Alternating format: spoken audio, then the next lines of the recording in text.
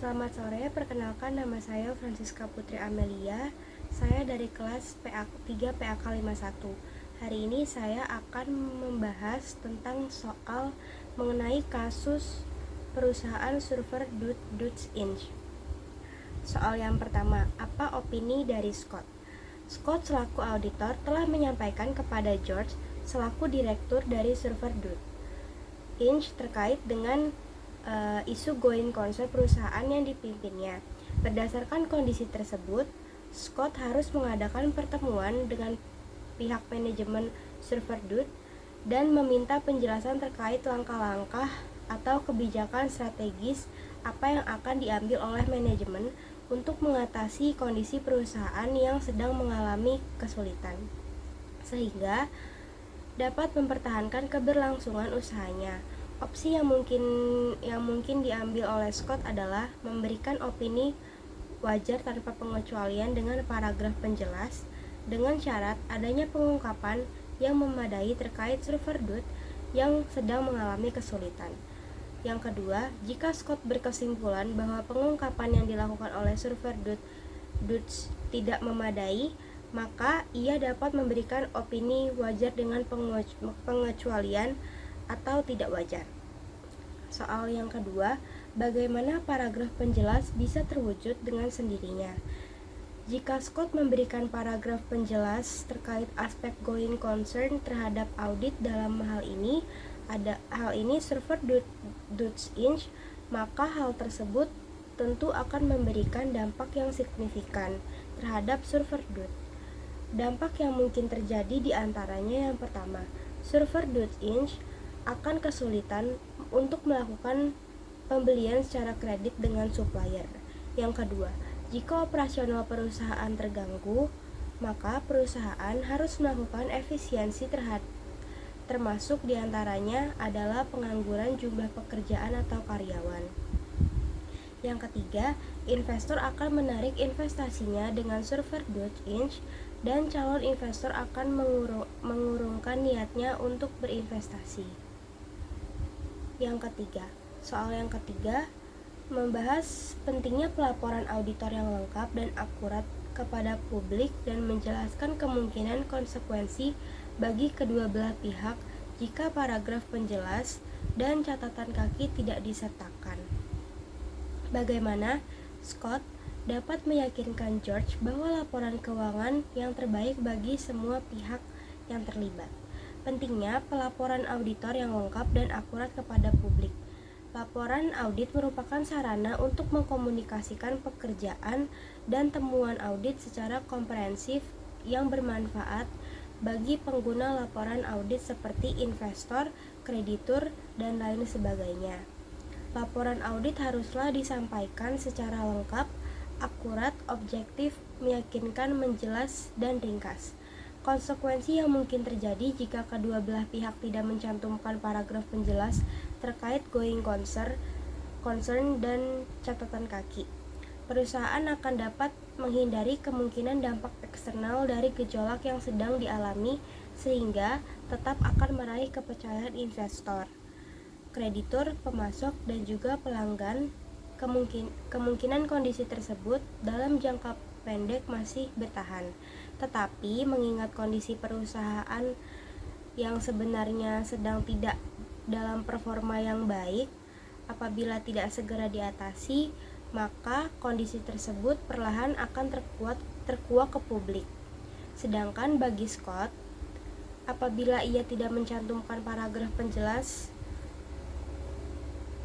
going concern berdasarkan pertimbangan yang subjektif, maka suatu saat apabila server Dutch Inch diaudit oleh firma akuntannya menjadi menurun,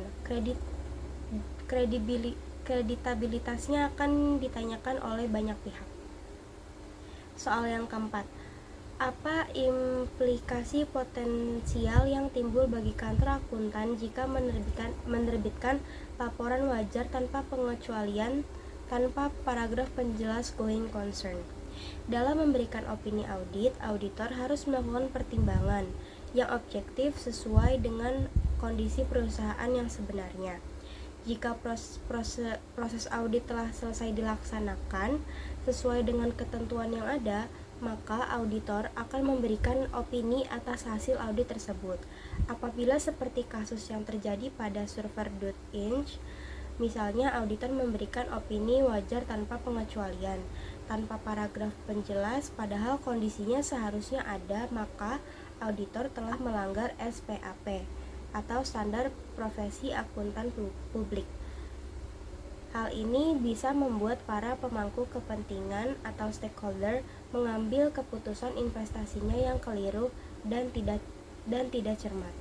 Apabila di kemudian hari perusahaan audit mengalami kebangkrutan, maka reputasi auditor akan rusak. Jika di kemudian hari auditor diketahui memberikan opini yang menyesatkan bagi pengguna laporan keuangan, maka auditor akan mendapatkan sanksi administratif mulai dari sanksi ringan berupa pembatasan pemberian jasa audit sampai sanksi terberat berupa pembekuan dan pencabutan izin jika laporan yang diterbitkan berpengaruh sangat signifikan. Yang soal yang kelima, faktor yang mungkin memotivasi Scott untuk bersikap objektif dalam mengambil keputusan. Ada beberapa faktor yang memotivasi Scott dalam mengambil keputusan. Di antaranya adalah melindungi dirinya dan perusahaan audit dari segala litigasi yang disebabkan oleh penghilangan aspek penting dari laporan keuangan, menjaga integritas pribadi dan komitmen terhadap perusahaan. Soal yang keenam, apakah pantas bagi rekan audit untuk menjalin hubungan pribadi yang bersahabat dengan klien? Auditor tidak boleh mudah dipengaruhi oleh pihak manapun dalam pelaksanaan audit, karena merupakan pihak ketiga yang independen. Untuk menjaga independensinya, auditor tidak boleh memiliki hubungan dengan kliennya. Soal yang ketujuh, menurut Anda, apa yang harus dilakukan Scott? Berikan alasan singkat mengenai posisi Anda dan jelaskan bagaimana Anda melakukannya. Scott harus tetap objektif dengan opini auditnya dan mendokumentasikan keraguannya mengenai kemampuan perusahaan untuk melanjutkan